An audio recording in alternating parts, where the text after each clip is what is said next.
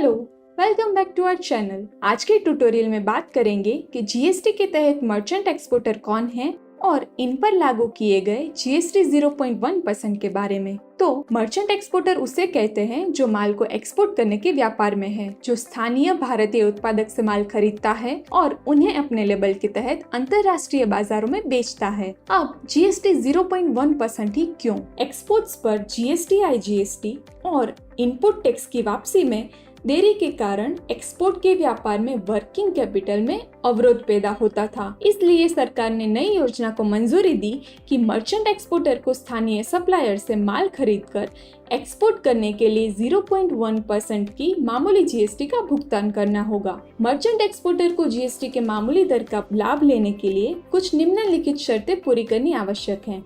आपसे विनम्र अनुरोध है कि वीडियो को पॉज करें और इसे ध्यान से पढ़ें। तो चलिए मिरेकल में एक्सपोर्ट के रिलेटेड सेटअप करते हैं। So for that go to setup, company setup and GST setup. फिर double click on GST auto setup. Next sales invoice setup में जीएसटी टाइप में export GST 0.1% and export IGST 0.1% select करेंगे। Then press tab and finish पर click करके setup को save करें।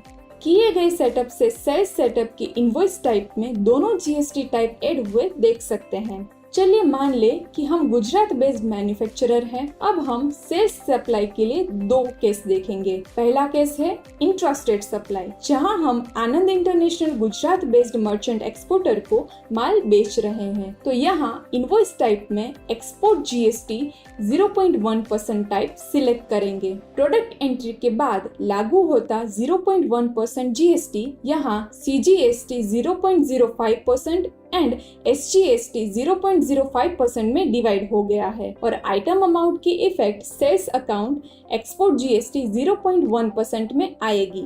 Eight the end of invoice merchant exporter को लागू पड़ता 0.1% जीएसटी ऐड हो गया है।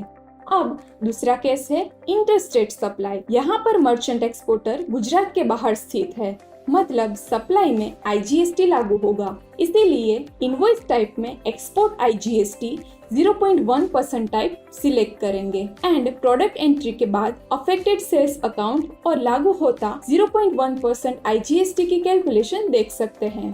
अब ये दोनों एंट्री कहाँ रिफ्लेक्ट होगी वो देख लेते हैं। पहले जीएसटी रिपोर्ट देखते हैं।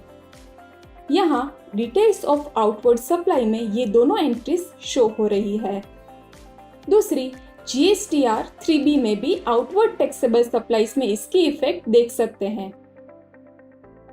थर्ड इफेक्ट शो होगी GSTR 1 के B2B सेज D सेक्शन में और लास्ट GSTR 9 में डीम्ड एक्सपोर्ट में ये एंट्रीज की इफेक्ट शो हो रही है। यहाँ पर समाप्त करते हैं इस ट्यूटोरियल को। Do like, share and subscribe to our channel. Thank you for watching.